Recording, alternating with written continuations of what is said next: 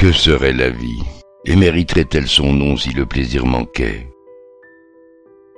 Pas un de vous n'est assez sage, ou plutôt assez fou.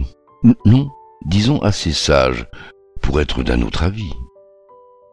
Ces fameux stoïciens eux-mêmes ne dédaignent nullement le plaisir.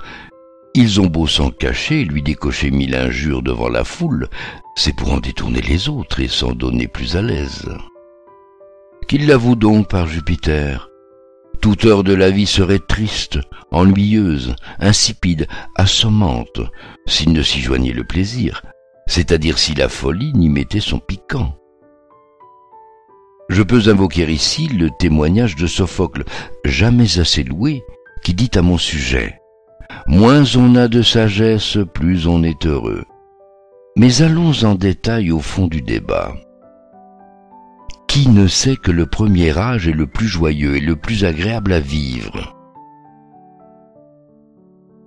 Si nous aimons les enfants, les baisons, les caressons, si un ennemi même leur porte secours, n'est-ce pas parce qu'il y a en eux la séduction de la folie? La prudente nature en munit les nouveau-nés pour qu'ils récompensent en agrément ceux qui les élèvent et qu'ils se concilient leur protection.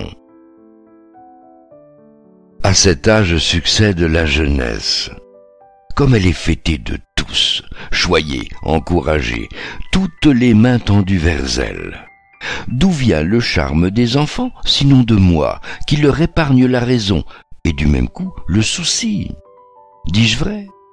Quand ils grandissent, étudient et prennent l'usage de la vie, leur grâce se fane, leur vivacité languit, leur gaieté se refroidit, leur vigueur baisse.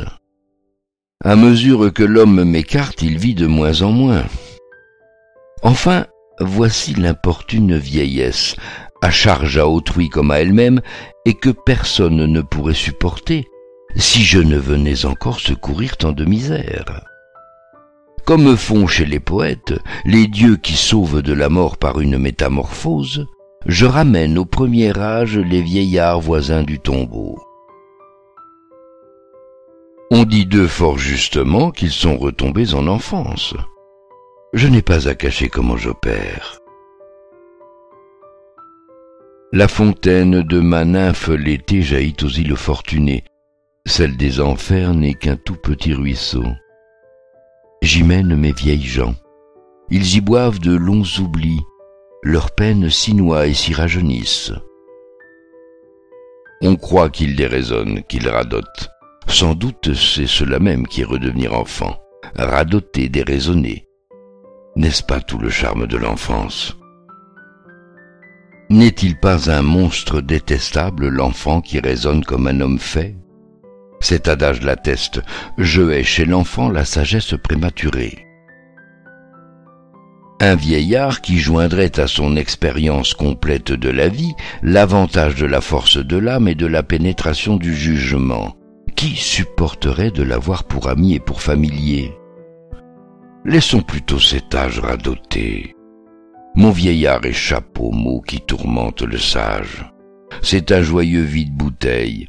Le dégoût de l'existence ne l'atteint pas, dont peut souffrir un âge plus robuste. Parfois, comme le vieux Plaute, il revient aux 3 lettres fameuses, ce qui le rendrait très malheureux s'il avait sa raison. Mais il est heureux par mes bienfaits, agréable à ses amis et à la société. C'est ainsi que, chez Homère, de la bouche de Nestor coulent des paroles plus douces que le miel, tandis que le discours d'Achille déborde d'amertume. Et le poète montre encore les vieillards sur les murs de la ville, s'entretenant en paroles fleuries. Par là, il l'emporte même sur la petite enfance, tout aimable assurément, mais privé du plaisir suprême de la vie, qui est de bavarder. Ajoutez que les vieillards adorent les enfants et que ceux-ci raffolent d'eux, car qui se ressemble s'assemble.